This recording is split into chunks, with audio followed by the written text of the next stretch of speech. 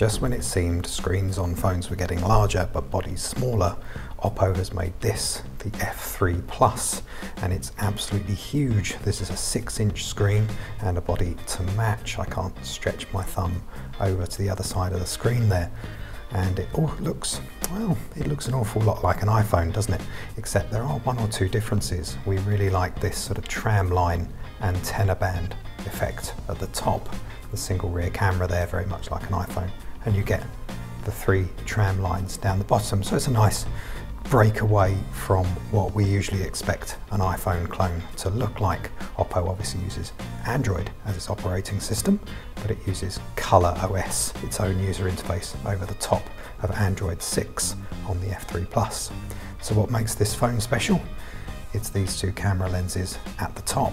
You get dual lenses on the front of the F Plus rather than dual lenses on the rear.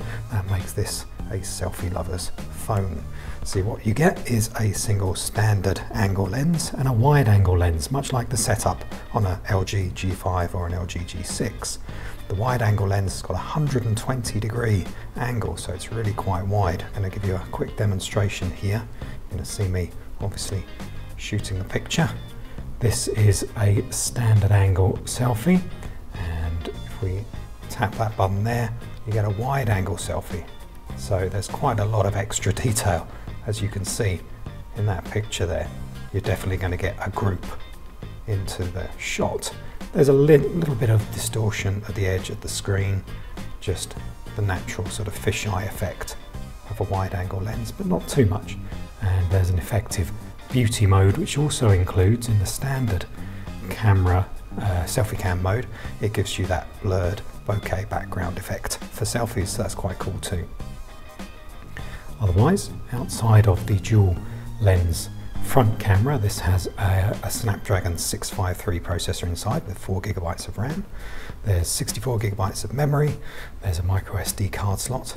The rear camera has 16 megapixels and a really good f1.7 aperture, so it should be really good at taking low light pictures. We haven't tested that out yet. This is an early example that we're looking at here. We haven't had time to fully review the phone yet.